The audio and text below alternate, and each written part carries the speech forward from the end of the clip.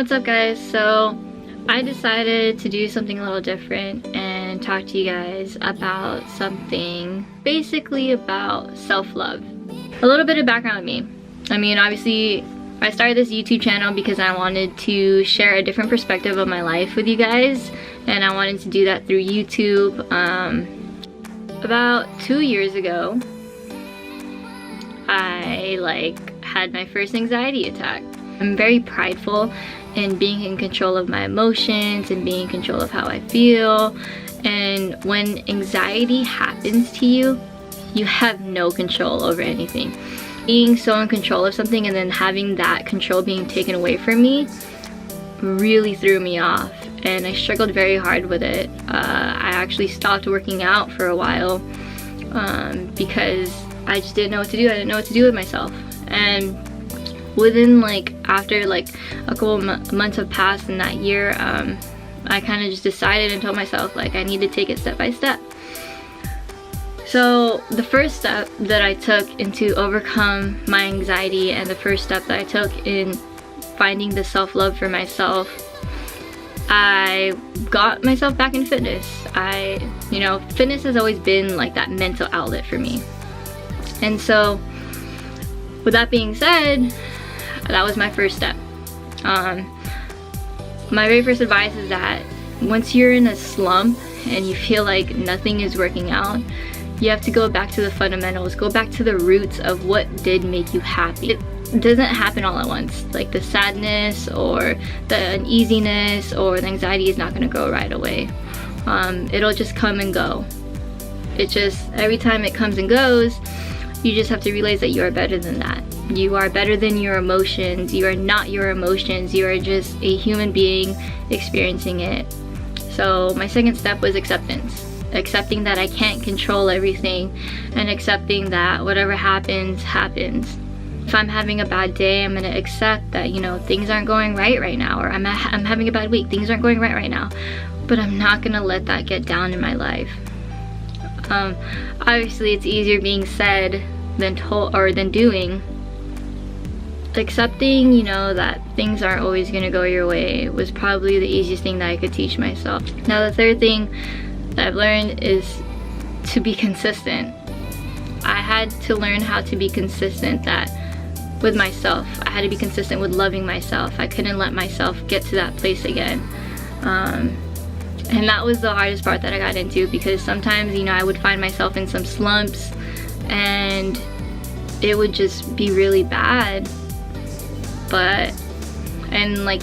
When you have anxiety, you feel like you don't have anyone.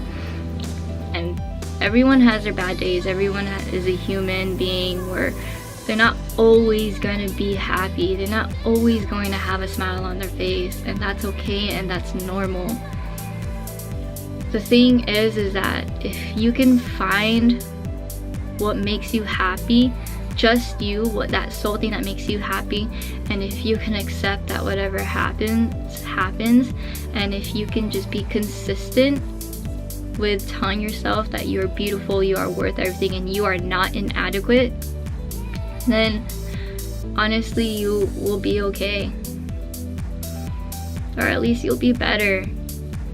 And all these things of trying to overcome my anxiety taught me how to self-love myself. And if you got through it one time, you can go through it again. And yes, every stab that you get with anxiety does feel deeper. It's like a wound that keeps opening up and up, and it sucks. But at the same time, you will get through it. And what I've learned from this whole process of anxiety and self-love is that, one, you are an acquired taste. You as an individual person are an acquired taste, and if people don't like you, then they need to acquire a taste. In all honesty, it just means love yourself, do you, and if people don't like how you are, and if people are gonna give you crap for feeling the way that you feel, or making you feel like what you feel is just not important, then you don't need that. Why would you bring more negativity into your life? You deserve better.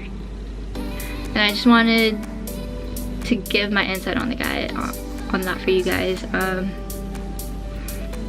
It took me like not a day or a week or a month or a couple months to find out how to cope with things. It was a lot of trial and error, a lot of long talks with people, and a lot of, you know, tears. And honestly, being at my lowest really got me to my strongest.